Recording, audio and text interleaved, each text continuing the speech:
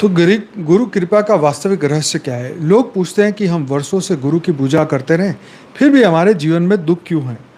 हम गुरु के इतने निकट हैं, फिर भी मन अशांत क्यों? क्या गुरु की कृपा हम पर नहीं है? गुरु की कृपा को समझने के लिए सूर्य का उदाहरण याद रखिए। सूर्य सबको समान स्वरूप में प्रकाश देता है, लेकिन यदि कोई अपनी आंखें बंद कर ले तो सूर्य दोषी नहीं है।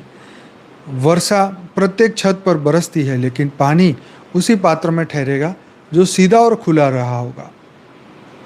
गुरु की कृपा भी निरंतर बरसती है। प्रश्न यह नहीं कि कृपा हो रही है या नहीं, प्रश्न यह है कि कृपा में क्या मैं कृपा को ग्रहण करने योग्य बन रहा हूँ।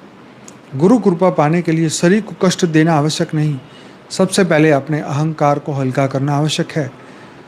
जो हृदय पहले से अपने विचारों, मान्यताओं, अभिमान से भरा हुआ है, उसमें सत्य कहाँ प्रवेश करेगा? जब तक हम सोचते हैं मुझे सब पता है, मैं गलत हो ही नहीं सकता, मेरे साथ अन्याय ही हुआ है, गलती हमेशा दूसरों की है, तब तक गुरु ज्ञान हमारे भीतर गहराई से प्रवेश नहीं कर सकता। गुरु कृपा मांगने से पहले हमें स्वयं से पूछना चाहिए, क्या मैं सीखने के लिए खुला हूँ? क्या मैं अपनी गलती स्वीकार कर सकता हूँ? क्या मैं अपनी पुरानी मान्यता छोड़ सकता हूँ? क्या मैं सत्य के सामने झुक सकता हूँ? कृपा का अर्थ केवल अनुकूल घटना नहीं है।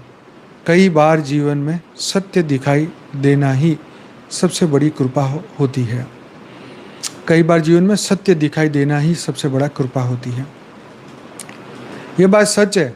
हमें वो रियलाइज़ नहीं होता, लेकिन ज्ञानी को अगर ज्ञान उस समय पे अगर याद आ जाए, जब वो दुख की समय पे रियलाइज़ हो जाए, तो ये भी एक कृपा है। सही समय पे ज्ञान, जैसे कर्ण को उसका ज्ञान सही समय पर काम नहीं आया, क्योंकि उसको श्राप मिला था कि जा तुझे अपना जो ज्ञान है सही समय पे नहीं आएगा। तो कृपा होती है तो वो ज्ञान काम आता है, नहीं तो उस वक्त जो है बुद्धि खराब हो जाती है, हम उसको यूज़ नहीं कर पाते। तो गुरु पूर्णिमा पर आत्म परीक्षण। गुरु पूर्णिमा केवल आशीर्वाद लेने का दिन नहीं, अपने आध्यात्मिक प्रगति को देखने का दिन है। आज स्वयं से पूछिए, पिछली गुरु पूर्णिमा से आज तक मेरे भीतर शांति बढ़ी?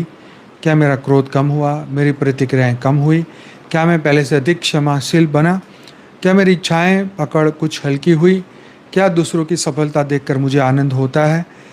क्या आलोचना मिटने पर मैं टूट जाता हूँ या उसे आत्मनिरीक्षण का अवसर मानता हूँ?